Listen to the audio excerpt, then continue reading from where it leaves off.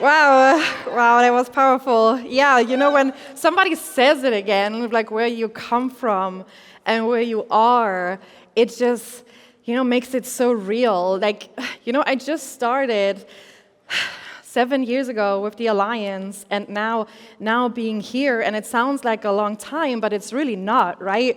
When you have a career and then all of a sudden you're making all this money and have this awesome team behind you, it's really a short time. So, what I'm saying is when this is your first event and, you're looking, I just want to, already pay 100,000 by tomorrow. It just doesn't happen like that. Give yourself a little bit of time. And, yeah, guys, so, if you know one thing about me, I'm always nervous, and I have, this guy, I call him Mr. X, anxiety, always with me, and I've been working through that, right? And I want to tell you guys on how to get better with your anxiety. Doing this career isn't easy for most of us, and I just want to show you how to make a connection in a house with the person that you're sitting with, and to be more present in your appointments. You want me to tell you? Yeah. Okay, alrighty. So most of us go in on our appointments with a sense of dread. We execute with anxiety and distraction. So you're not really thinking about what is happening in the moment, but you're worrying what other people are thinking of you. You worry about what you should have said a minute ago, what you should said in a second, and what will happen after this. So you're not really paying attention to what is happening, and you leave with a sense of regret. And that is usually because you feel like you have not been seen. And so think about a sale that maybe didn't go well, and you leave and you feel like, man, I wish I would have shown them who I am. And the idea that you might not get the outcome that you want because you didn't show them who you are is really hard to live with, right? So, when you think about it, it's because you have not been present. So when you go into that appointment, you're borrowing trouble from the future. So you have already decided that it's going to go badly. And while you're there, you're not there. And when you leave, you are post-event processing, so you're going back over it. So how can we do it instead with confidence and feeling satisfied that we showed them who we are, and that we had a real, genuine connection, and that we did what we could do. So we'll give you an example, one of my own life, that will be such a good downward comparison that you will never feel bad about yourself again. Because, it will never go this poorly. So, I grew up in Germany. I'm from the Black Forest, and I always wanted to leave my country. Not because, Germany is not a nice place. It's a super nice place. You can go there to visit. Vacation is awesome. They have beautiful mountains. It's a really nice place.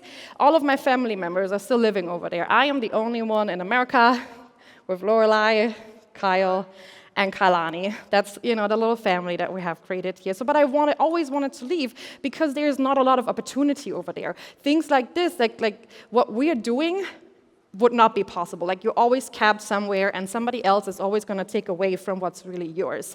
And so I learned to be a hotel specialist, and I did my master's degree in hospitality management.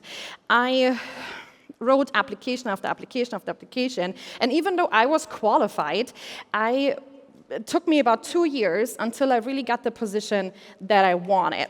And, I never felt like I was good enough for anything.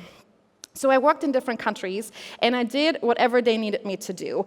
I even worked on a cruise ship for 6 months as the cleaning lady.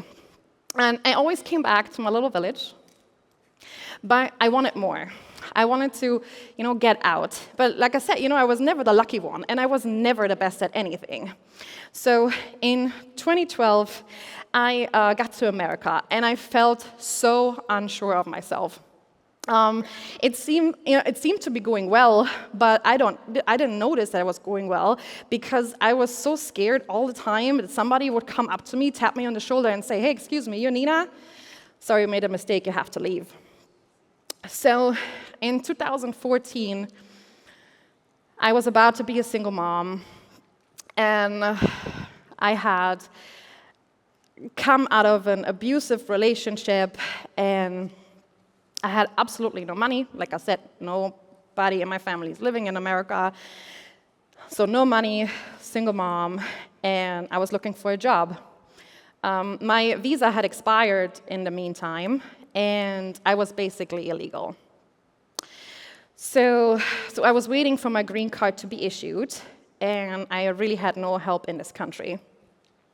And after my angel friend, she helped me. She helped me get a car. She gave me her laptop, and she gave me her phone. All of these things I didn't have. And she really wanted me to have a future. So I found insurance by chance. It was a different company. They gave me a script, a sales script. It was like 20 pages long, and I memorized it verbatim. I knew it verbatim.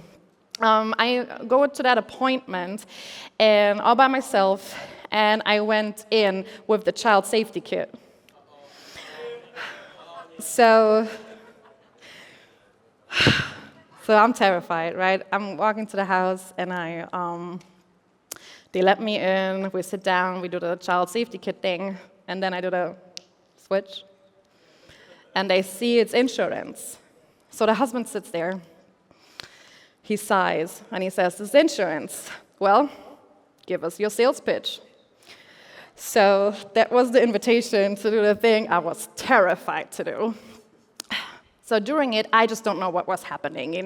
My face went red, my mouth went dry, words were falling out of my mouth. I was apologizing and restarting, and it was like I was planning a whole other life because this apartment was going so badly. So the husband, we're talking, the husband gets up and leaves. And we're sitting there, I sit there with the wife, and she looks at me, I'm like, okay, well, she's probably not gonna make a decision without him, right? So I pack up my stuff and we walk out. And as we're walking out, she says, "This was the worst pitch I ever heard. Doors closed." So guess who did not make that sale? And the next 3 days, I pretty much hid out. I was so depressed on how this appointment had gotten, and I wanted a do-over, right? And you don't get a do-over. So not only did I miss that moment, but I missed the next few days. I wasn't present for any of it. And I called Afton, and I told her I quit. I said, "I can't do it. I don't belong here. I'm not good enough." And she said, "Nina, if you would just fake it, if you could just go in there and, fake to believe in yourself, and you are good enough and you belong here." And I said, "What do you mean? How do I believe in myself? How do people do that?" So, and then also what we're moving forward is the problem that now that you have this moment, you pick up a piece of baggage and that you're gonna carry in the next moment like this. So now you're weighed down even a little bit more. And you have to be able to put that baggage down. You have to be able to leave those moments saying, "I was seen and I can accept the outcome even if it's not the one that I wanted." So presence is a state that we're tuned to, so we know who we are, and we can comfortably access our best self.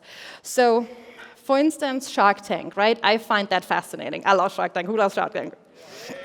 So it's a kind of a fishbowl, right? And you're watching these people who are trying to sell something and their body language with these potential investors and how they are responding, right? And what I see is not that the most sleek and powerful presentation is the one that ends up winning. It's the ones where the people really believed in themselves. They believed in what they were selling, and that's what you want. You're not just investing in a thing or an idea, you're investing in a person, and you want them to be real.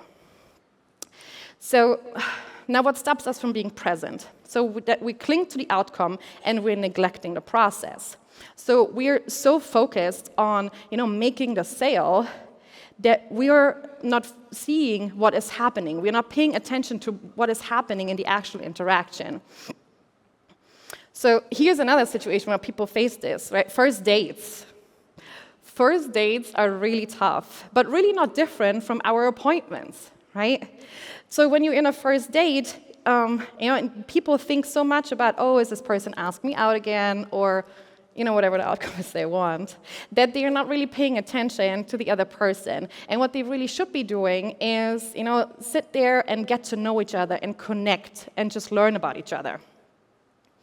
So we're obsessing about what others think of us. And so we're clinging to the outcome and we're neglecting the process. And, we're always thinking about what others thinking of us, and that's okay. The problem is when you are worried so much about what other people are thinking of you that you forget about the impression that you're making on yourself. So we need to be feeling powerful, or we cannot change anything in our lives or other people's lives. So if we don't have that sense of personal power, and we know that when you have a sense of power, it really dramatically changes your being. It changes the way you think, and it changes the way you feel. And I think the most important takeaway here is when people feel powerful, they act. So feeling powerful causes action, and powerlessness causes inaction. So when people feel powerful, they step forward, and they take advantage on opportunities for themselves. So remember how Olga talks about she's sitting there, and she's making the dials, and she's making a dial, and they pick up, and then she hangs up. Right? She feels powerful or powerless. So when you're in a presentation, don't worry about if you're getting the sale or not. You have to make a real, genuine connection. You heard it a couple of times through the weekend now, that people don't care how much you know until they know how much you care. You have to sink that in.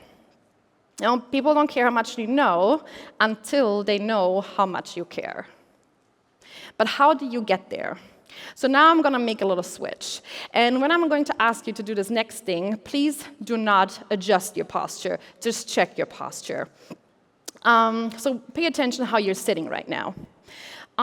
We spend a lot of time sitting, especially this weekend, right? But also when we're dialing or when we are sitting in our appointments. Are you hunching? Are you making yourself small? Are you wrapping yourself up? Maybe wrapping your arms around your body. Some women actually do like this. They not only do they cross it, but they put that leg behind the other leg and they sit like this. Ever seen that? So, or are you in some way expanding? Is your chest open? Are your shoulders open? Are you expanding? Are your arms away from your body, and are you breathing deeply? And all of that doesn't seem like a big deal, right? Expansive versus contractive, but it is a big deal because your mind and your body, they're constantly in communication with each other. So your mind is telling your body what to do, and your body is giving feedback to your mind. So we need to pay attention to our body language. Even if we're not the ones on stage, right? It matters. Because your body language is not just affecting others and how they see you, but it's also affecting on how you see yourself. So let's look at this powerful body language and figure and see what we can take from this that helps us to be present. So if I push this now, okay. So across the animal kingdom, we know that animals that have power and status expand. So, the monkey, the gorilla, they open their chest. Some animals can make their hair stand on end, like the dog, the swan, the elephant with the ears on the side, trying to appear as big as possible, the snake. You see it all across the animal kingdom. The chimpanzee will pick up sticks and run like this. So yeah, you see it all over the animal kingdom. Is it limited to non-human animals? Well, it's not. So we're going to look at this posture for a minute. And this is what a gymnast do, right? Right before and right after the routine. They come out, they put their arms in the air like this, they do their routine, and even if they fall off the beam 4 times, they pop back up and they do that again. Why? Because that's the victory pose. That is associated with power and strength. That's part of their script. That's part of their routine. That's what they do. So we also raise our arms in a victory pose when we're winning. So that's associated with power and strength, right? Or this one here, the superhero pose. So what's the opposite? So the opposite is we're starting to collapse, right? That's what we do when we feel powerless. We start to collapse and hide, we cover our faces, and we wrap our bodies up. And that's the universal expression of feeling powerless. And again, that happens spontaneously. It's not like you're choosing to go into this really powerless-looking posture right now. It's what happens when you feel powerless. And other animals, they do the same thing. So the dogs and the cats, you know, they pull their their tail between their legs. They put themselves really low on the ground. So they are signaling power and powerlessness to each other. And cats do the same thing. It's the same behavior. So now, when we go back to that presentation, think about what you were doing when you went in.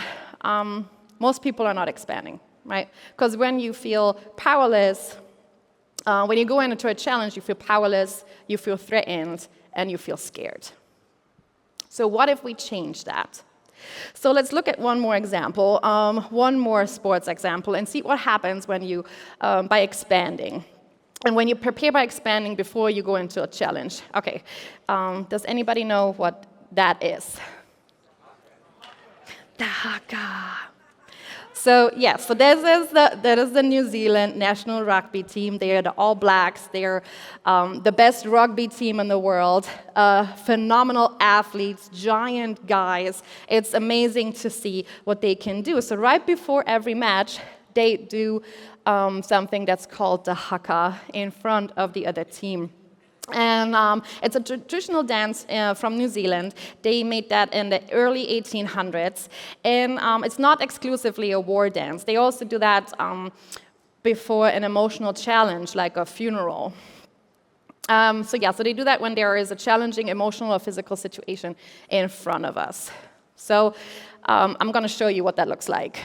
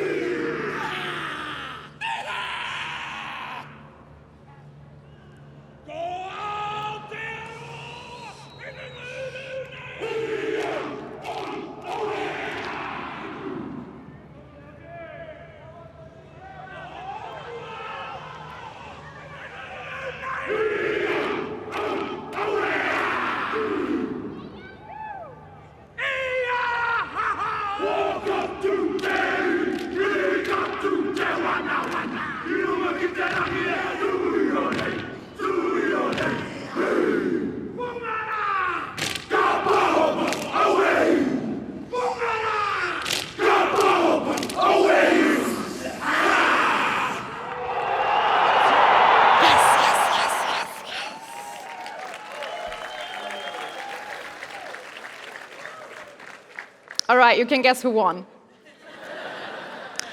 So when these guys, when they get interviewed about doing the Haka, they cry.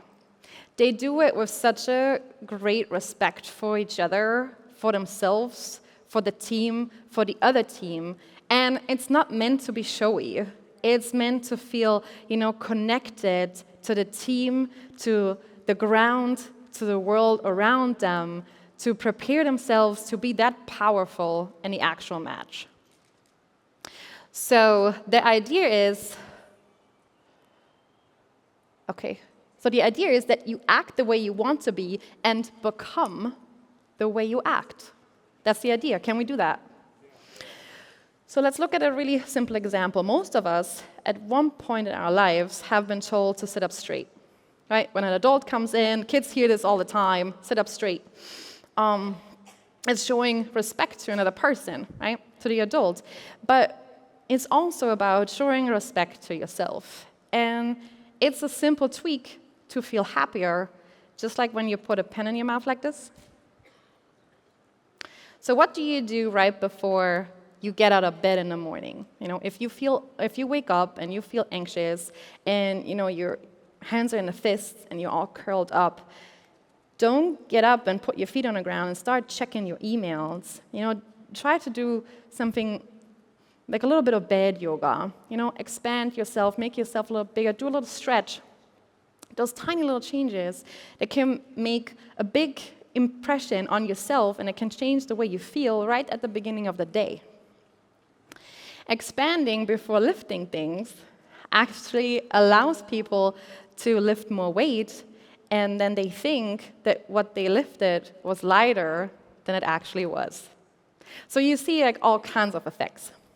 And the one that I care most about is the one that I started out in the beginning. So just expanding, and not just in a victory pose, but just expanding in lots of different ways cause people to feel that sense of power.